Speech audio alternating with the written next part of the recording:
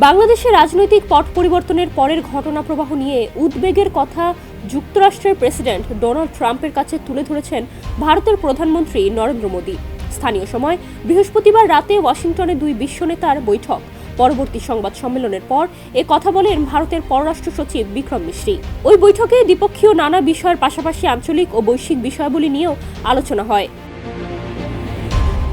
দুই নেতার বৈঠকের পর ওয়াশিংটনে এক প্রেস ব্রিফিং করেন ভারতের পররাষ্ট্র সচিব বিক্রম মিশ্রি। সেখানে তিনি বলেন, যুক্তরাষ্ট্রের প্রেসিডেন্ট ও ভারতের প্রধানমন্ত্রীর বৈঠকে আলোচিত বিষয়গুলোর মধ্যে একটি ছিল বাংলাদেশ পরিস্থিতি। বিক্রম মিশ্রি বলেন, প্রধানমন্ত্রী নরেন্দ্র মোদী বাংলাদেশের সাম্প্রতিক বিষয়াবলী নিয়ে তার মতামত, বস্তুত তার উদ্বেগগুলো তুলে ধরেছেন। ভারতের পরিস্থিতিকে কিভাবে দেখছে তা উল্লেখ করেছেন তিনি। ভারতের পররাষ্ট্র সচিব বলেন, আমরা আশা করি যে বাংলাদেশের পরিস্থিতি এমন দিকে এগোবে যেখানে আমরা তাদের সঙ্গে একটি গঠনমূলক ও স্থিতিশীল উপায়ে সম্পর্ক বজায় রাখতে পারব। তবে বাংলাদেশ পরিস্থিতি নিয়ে উদ্বেগ রয়েছে উল্লেখ করে বিক্রম মিশ্রি বলেন, প্রধানমন্ত্রী এইসব বিষয় প্রেসিডেন্ট ট্রাম্পের কাছে তুলে ধরেছেন। এদিকে ট্রাম্প মোদির বৈঠকের পর যৌথ সংবাদ সম্মেলনে ডিপ স্টেটের প্রসঙ্গ টেনে বাংলাদেশের বিষয়ে যুক্তরাষ্ট্রের প্রেসিডেন্টের অভিমত জানতে চান এক ভারতীয় সাংবাদিক।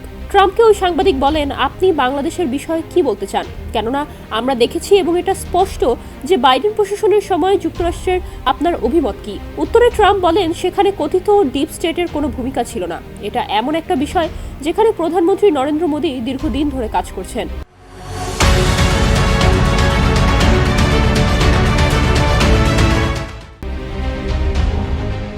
এরপর নরেন্দ্র মোদীর দিকে ইঙ্গিত করে যুক্তরাষ্ট্রের প্রেসিডেন্ট বলেন, স্পষ্ট করে বললে ভারত সেখানে শত শত বছর ধরে কাজ করেছে আর সেসব বিষয় তিনি পড়েছেন। ডেস্ক রিপোর্ট, সমকাল।